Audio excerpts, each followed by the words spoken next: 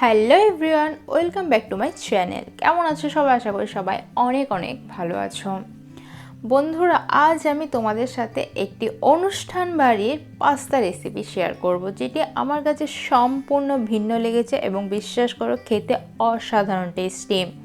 ভিন্ন এই কারণেই বলছি, আমরা সাধারণত কেমন পাস্তা খেয়ে থাকি, হয় পনির পাস্তা বা চিজি পাস্তা বা নর্মাল রেড সস পাস্তা, কিন্তু আজকের এই পাস্তাটি সমস্ত কিছু দিয়ে তৈরি।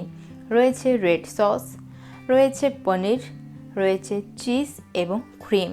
তো চলো পুরো ভিডিওটি দেখে নাও কিভাবে সমস্ত কিছু দিয়ে আজকের এই পাস্তা রেসিপিটি তৈরি করেছে, এবং ভিডিওটি দেখার পর বাড়িতে একদিন ট্রাই করো এবং খেয়ে আমাকে কমেন্টে অবশ্যই জানিও এটি তোমাদের কাছে কেমন লেগেছে। আমার কাছে তো অসাধারণ লেগেছে।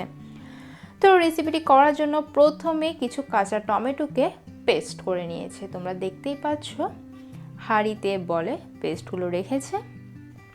পেস্টগুলোকে প্রথমে একটি কড়াইতে শুধু তেলে ভালো করে কষিয়ে নেবে। সসটাতে দিয়েছিল সামান্য স্বাদমতো নুন, সুইট কর্ন এবং ক্যাপসিকাম, যেটি শ্যুট করতে আমি স্কিপ করে গেছি। অনুষ্ঠান বাড়ি এত রান্না আইটেম কোনটা শ্যুট করে কোনটা শ্যুট করবো বুঝে উঠতে পারছিলাম না, তো কিছু কিছু জিনিস স্কিপ হয়ে গেছে।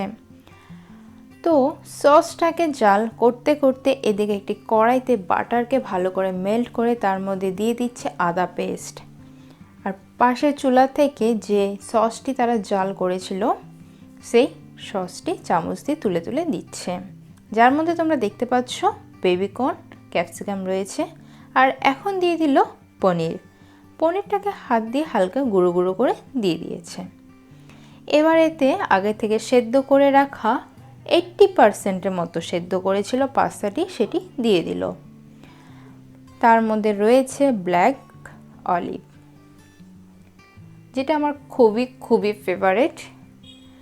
তো সমস্ত পাস্তা সসটাকে ভালো করে মিশিয়ে দিয়ে দিচ্ছে ফ্রেশ ক্রিম। ক্রিমটাকেও পাস্তার সাথে খুব ভালো করে মিশিয়ে জাল দিয়ে নেওয়ার পর ওপর দিয়ে দিয়ে দিচ্ছে চিজটাকে গ্রেট করে নিয়েছে। অনেকটা পরিমাণে চিজ দিয়েছিল, যার জন্য কিন্তু পাস্তাটা অনেক ঘন হয়েছিল এবং খাওয়ার সময় তোমরা না খেলে জাস্ট বিশ্বাস করতে পারবে না। তো বন্ধুরা, এইভাবেই কিন্তু এক এক করে সমস্ত ইনগ্রিডিয়েন্টসগুলোকে দিয়ে আজকের এই পাস্তা রেসিপিটি তৈরি করে ফেললো। এবার বালতিতে ঢেলে নেওয়ার পালা।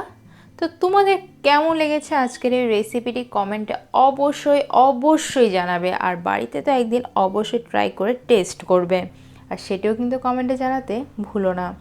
তাহলে বন্ধুরা, আর দেরি নয়, আজকে এখানেই বিদায় নিচ্ছি। আবারও দেখা হবে নতুন কোনো ভিডিওর সাথে। ভালো থেকো, বাই।